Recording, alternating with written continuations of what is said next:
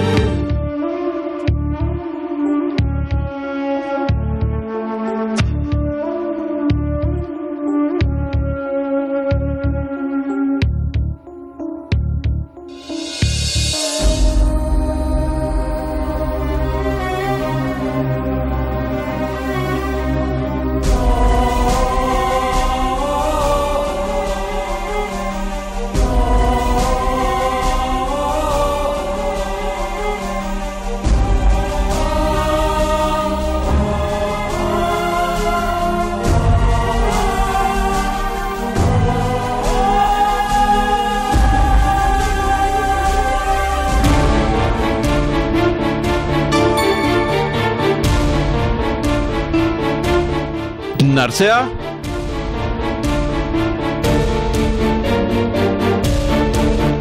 నర్సయ్య, నర్సయ్య. అయ్యా, ఇది అయిపోయింది, ఇంకో బాటిల్ తీసురా. అయ్యా, ఇప్పటికే చాలా తాగారు, ఇంకానా? ఏ నర్సయ్య, నువ్వు కూడా నేనేం చేయాలో, ఎక్కడుండాలో, ఏం తాగాలో, ఎంత తాగాలో చెప్తావా? అయ్యయ్యో, అది కాదు బాబు. వెళ్ళు. నువ్వంటే నాకు అభిమానం ఉంది. అది కోపంగా మారి తిన్ను కూడా దూరం చేసుకునే పరిస్థితి తీసుకురాకు. వెళ్ళి తీసుకురా.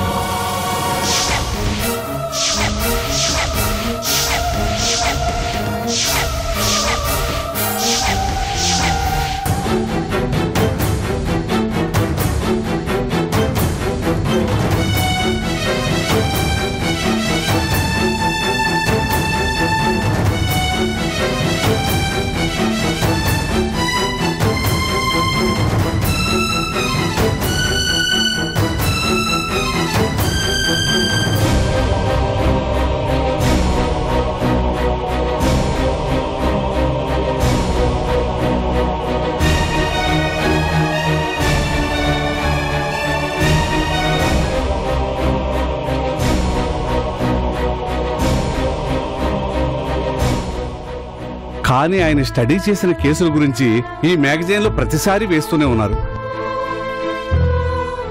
మాలాంటి వాళ్ళకి ఆయన స్టడీ చేసిన కేసులే ఓ పెద్ద లైబ్రరీ అంటే నమ్ముతావా? బ్రెయిన్ అయితే పూర్తిగా స్టడీ చేయగలిగాడు గాని జీవితాన్ని సరిగ్గా చదవలేకపోయాడు. కారణం ఏమిటో ఎవ్వరికీ తెలియదు. కానీ ఓ మంచి డాక్టర్ సేవలు అందరికీ దూరమైపోయాయి.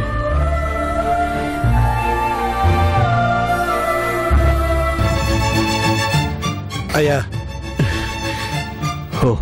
తెచ్చేసావా నర్సయ్య? థ్యాంక్స్. నువ్వు ఒక్కడివే నన్ను అర్థం చేసుకుంది.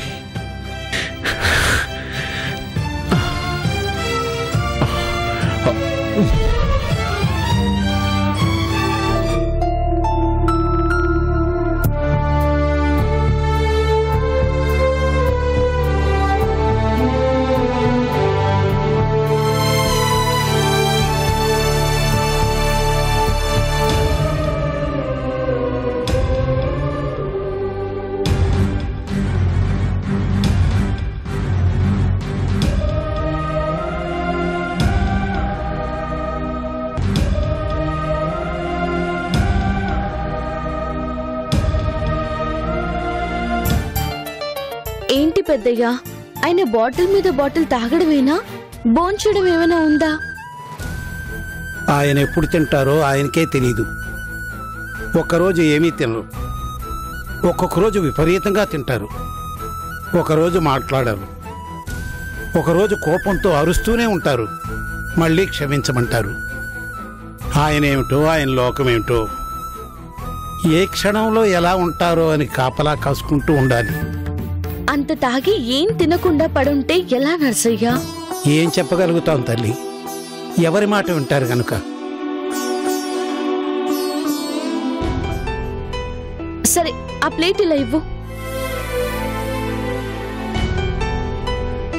ఎందుకమ్మా? డాక్టర్ గారికి భోజనం పెట్టడానికి. అమ్మా వద్దమ్మా, ఆయన కోప్పడతారమ్మా. ఏం పర్వాలేదులే నర్సయ్య. అమ్మా అమ్మా,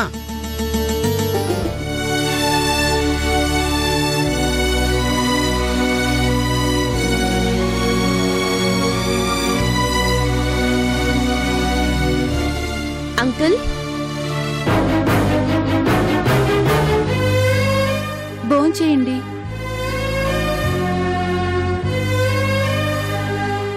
ఇప్పటికే బాగా లేట్ అయింది. ఆ మందు తాగడం ఆపేసి ముందు భోంచేయండి. ఏయ్! అసలు నిన్నెవరు లోపలికి రమ్మన్నారు? ఒకసారి చెప్తే అర్థం కాదా? నిన్ను ఇంట్లోంచి వెళ్ళిపోమని చెప్పాను కదా, చింకా ఎందుకు ఇంట్లో ఉన్నావు? వెళ్ళా! ఏయ్ నర్సయా, నర్సయా, అంకుల్, నర్సయా, అంకుల్, ఏయ్! ముందు భోంచేయండి. ఏంటయ్యా? అడ్డమైన వాళ్ళందరినీ ఇంట్లో పెట్టి పోషిస్తున్నావా? పంపించేయి.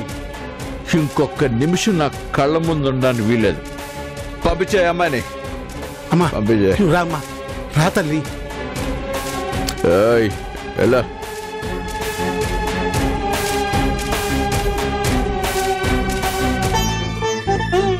నేను చెప్పాను కదమ్మా, ఆయన ఎప్పుడు ఎలా ఉంటారో తెలియదని. ఆయన్ని కాపాడి ఇంటికి తెచ్చావు, వెళ్ళిపోవచ్చు కదా. ఆయన చేత తిట్లు తింటూ ఎందుకిలా ఇక్కడ ఉంటావు? వెళ్ళిపోరాదమ్మా. అనాథలు ఎక్కడికి వెళ్ళాలి నర్సయ్య? నువ్వు అనాథవా? అయిన వాళ్ళకు దూరం అయితే అనాథనే కదా. నాకెవ్వరూ లేరు. కానీ ఇక్కడ ఉండాలంటే ఆయన జోలికి పోకుండా ఉండాలి. కోపం వస్తే ఆయన ఏం చేస్తారో ఆయనకే తెలియదు. దానికి ఏం చేయాలో నాకు తెలుసు నర్సయ్య. ఎందుకమ్మా నీకింత పంతం? పంతం కాదు, ప్రేమ. 10 మందికి ఉపయోగపడాల్సిన ఒక మంచి డాక్టర్ ఇలా ఎవ్వరికీ కాకుండా పోతూ ఉంటే చూడలేకపోతున్నాను. ఎవరికి ఉపయోగం లేని గడ్డి పువ్వు పుడుతూ ఉంటాయి, పోతూ ఉంటాయి. కానీ పరిమళం వెదజల్లే పువ్వు దేవుడు పాదాల దగ్గరికి వెళ్ళాలి, వాడిపోకూడదు. ఆయన సొంత వాళ్లే ఆయన గురించి పట్టించుకోరమ్మా, అందరూ వదిలేశారు. అలా ఎలా వదిలేశారు నర్సయ్య? అసలు ఏం జరిగింది? చక్రవర్తి బాబు గారు పేదరికంలో పుట్టారు, అందులోనే పెరిగారు. కానీ చదువు అంటే బాగా ఇష్టం. కష్టపడి అనేదానికంటే ఇష్టపడి బాగా చదివారు. పెద్ద డాక్టర్ అయ్యారు. ఏ రోగం వచ్చినా, ఎంత పెద్ద జబ్బు వచ్చినా దేవుడి దగ్గర బొట్టు ముఖాన పెట్టుకుని బ్రతకడానికి పోరాడే పేదవారికి ఉచితంగా వైద్యం అందించాలని డాక్టర్ బాబు ఆశ. అలాగే జీవితం మొదలుపెట్టారు.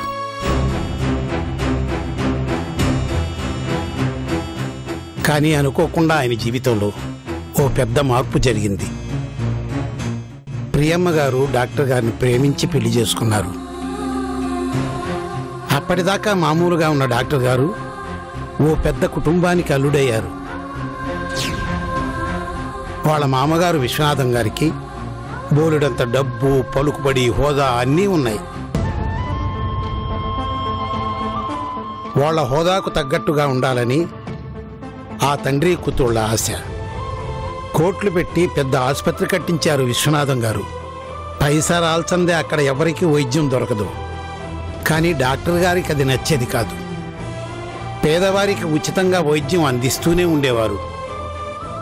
దాని మీద డాక్టర్ గారికి, ప్రియమ్మ గారికి, విశ్వనాథ్ గారికి గొడవలు జరుగుతూనే ఉండేవి.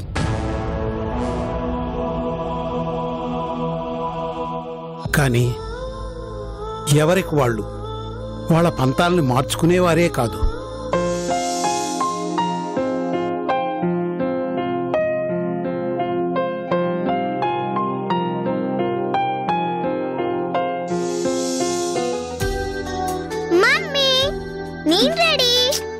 పింకీ, నీకెన్నిసార్లు చెప్పాను ఇలా వచ్చి మీద పడొద్దని? చూడు సారీ ఎలా నలిగిపోయిందో. నర్సయ్య, నర్సయ్య! అమ్మా, సార్ ఏం చేస్తున్నారు? రెడీ అవుతున్నారమ్మా. తొందరగా రమ్మని చెప్పు, టైం అవుతోంది. డ్రైవర్ రెడీగా ఉన్నాడా? రెడీగానే ఉన్నాడమ్మా. పింకీని కాసేపు ఆడించు, నేను వస్తాను. వెళ్ళు పింకీ, వెళ్ళి నర్సయ్యతో ఆడు. రా తల్లి.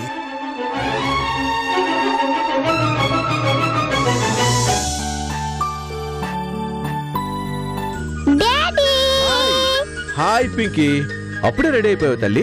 నేనెప్పుడో రెడీ. మమ్మీ ఇంకా మొక్కమంతా ఇలా ఇలా పూసుకుంటుంది. రామ్మా, నాన్నగారి బట్టలు నలిగిపోతాయి. పర్వాలేదులే నర్సయ్య, పిల్లలు బట్టలు నలిపితేనే అందం కదా. ఇంకా ఇక్కడే కబుర్లు చెప్పుకుంటూ కూర్చున్నారా? త్వరగా పదండి, ఇప్పటికే లేట్ అయింది. అవతల మినిస్టర్ గారు కూడా వచ్చేసుంటారు. మనం లేట్ అయితే బాగుండదు. పింకీ, నేను ఎప్పుడో రెడీ, నువ్వే అలా అలా అలా పూసుకుంటున్నావంట.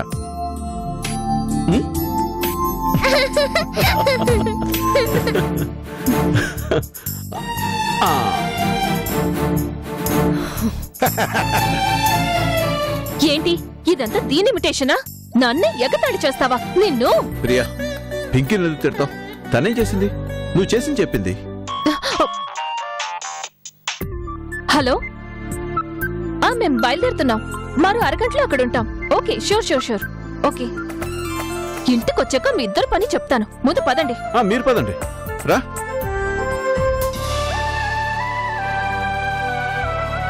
పింకీ, నీ డ్రెస్ అదిరిపోయిందిరా. Thank you daddy. త్వరగా రండి. డాక్టర్ బాబు, డాక్టర్ బాబు, డాక్టర్ బాబు, నా బిడ్డని కాపాడయ్యా. డాక్టర్ బాబు, నా కొడుకుని కాపాడు బాబు, నా కొడుకుని కాపాడు. విషం తాగాడు బాబు. ఇంట్లో పిల్లలు కన్నకుండా పెట్టవయ్యా అంటే వినిపించుకోకుండా పురుగుల ముందు అక్కడ పెట్టాడయ్యా. కూల్ డ్రింక్ కనుక తాగేశాడు బాబు, నా బిడ్డని కాపాడు. ఏయ్, ఏంటి నీ బెదవగోల? శుభమా అని పెళ్లికి వెళ్తుంటే అలా అనకండమ్మా, నా బిడ్డ చచ్చిపోయేలా ఉన్నాడమ్మా. ఇది హాస్పిటల్ కాదు, ఇల్లు. హాస్పిటల్ కి తీసుకువెళ్ళు. కళ్ళు తేలేస్తున్నాడమ్మా. అంతసేపు బతుకుతాడో లేదో అని భయంగా ఉందమ్మా. అయ్యా, మీ కాళ్ళు పట్టుకుంటారయ్యా. పేదదాన్నయ్యా, కొంచెం కలకరించండి అయ్యా. నర్సయ్య, బాబుని తీసుకెళ్ళి లోపల పడుకోబెట్టు. ఇటీమా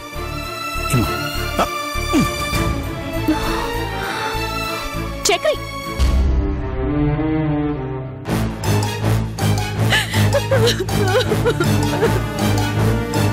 నర్సయ్య, అయ్యా, కొంచెం ఉప్పు నీళ్లు తీసుకురా. అలాగేనయ్యా. కంగారు పడుకో, ఏం పర్వాలేదు.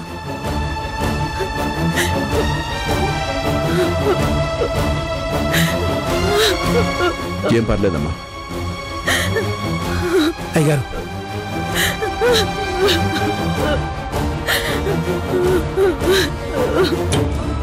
నోరు తెరు.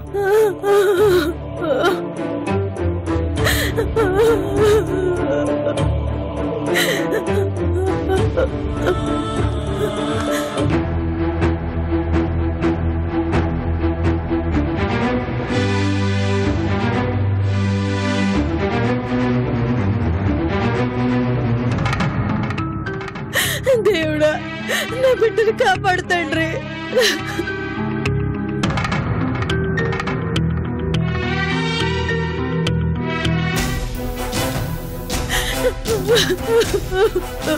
Chakri, what is this nonsense? అవతల టైం అవుతోంది. పెద్ద పెద్ద వాళ్ళందరూ వస్తారు.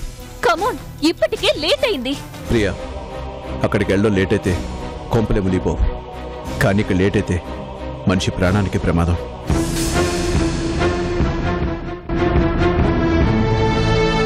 మీరు మీ దీన జనోద్ధారణలోనే ఉండండి. నా కవితలో టైం అవుతోంది. మీతో వస్తానని చెప్పడం నాది బుద్ధి తక్కువ. చిచి.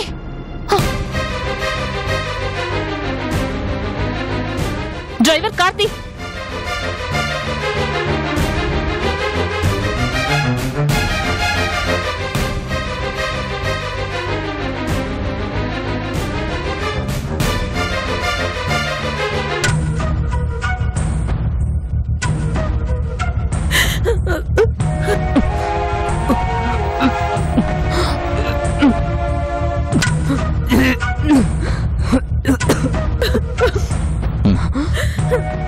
లేదు కూర్చో కూర్చో నాన్న.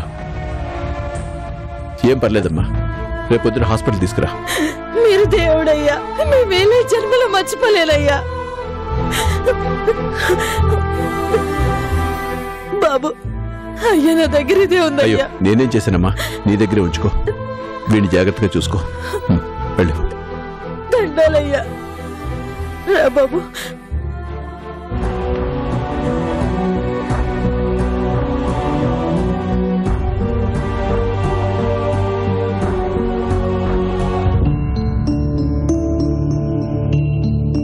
పింకీ, ఏంటమ్మా అలా ఉన్నావు? మమ్మీ కోపడింది కదా డాడీ. ఓ అదా, మమ్మీ మాట నేను వెళ్ళలేదు కదా, అందుకు మమ్మీ నా మీద కోపడింది. క్లాసులో మీ టీచర్ మాట నువ్వు వెళ్ళలేదనుకో, మీ టీచర్ నీ మీద కోపడుతుందా లేదా? కోపడుతుంది. ఇది అంతే.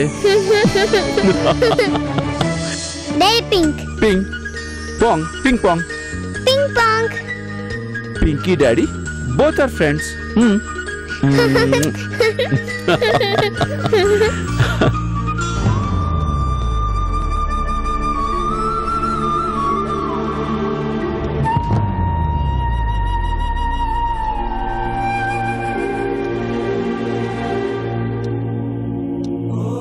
డబ్బు కోసం చాలామంది డాక్టర్లు అవుతారు, కానీ ఈయన మనిషికి ప్రాణం పోయటానికే డాక్టర్ చదివారు. పేదరికంలో పుట్టి పెద్దింటికి అల్లుడైనా పుట్టిన మట్టి వాసనను మర్చిపోలేని గొప్ప మనిషమ్మ మా చక్రవర్తి బాబు గారు.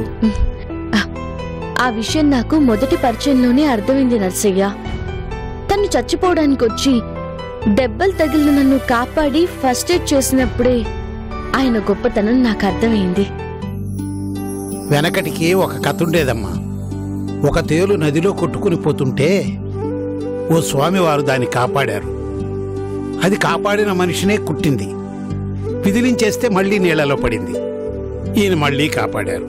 అది కుడుతూనే ఉంది, ఈయన కాపాడుతూనే ఉన్నారు. ఎందుకయ్యా అలా చేయడం? దాని మానాన దాన్ని వదిలేయచ్చు కదా అని అడిగితే, కుట్టడం దాని లక్షణం, కాపాడటం నా ధర్మం అని చెప్పారంటమ్మా ఆ స్వామి. సరిగ్గా చక్రవర్తి బాబు గారి మనస్తత్వం కూడా అదే. ఎన్నిసార్లు ఎదురు దెబ్బతిన్నా ఆయన తీరు మారదు. ఎవరు పేదరికంలో ఉన్నా పైసా తీసుకోకుండా ఖరీదైన వైద్యం చేసేవారు. దాంతో ఎప్పుడూ వాళ్ళ గొడవలు అవుతూనే ఉండేవి. అవే చిలికి చిలికి పెద్దవయ్యాయి. చివరికిదిగో ఇలా ఒంటరిని చేసి ఆవిడ పాపం తీసుకుని వెళ్ళిపోయింది.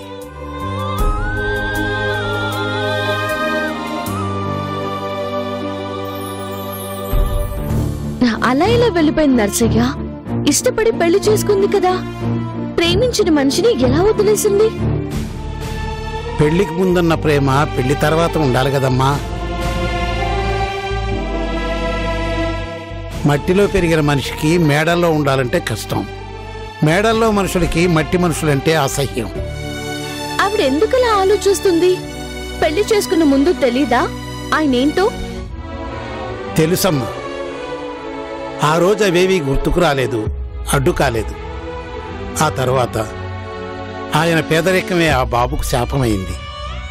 అందరికీ ఆయనంటే చులకనైపోయింది. ఎంతోమంది ఆయన్ని చూసి దేవుడంటారు, కానీ ఆ దేవుడంటేనే వాళ్ళకి చిన్న చూపు.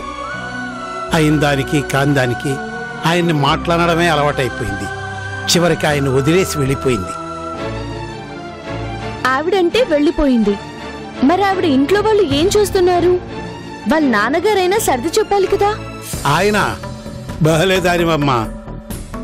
అసలు ప్రియమ్మకు పేదవాళ్ళంటే అసహ్యం మొదలైంది ఆయన నేర్పడం వల్లే. అందరూ రకరకాల వ్యాపారాలు చేస్తే ఆయన వైద్యాన్నే వ్యాపారంగా మార్చిన మనిషి.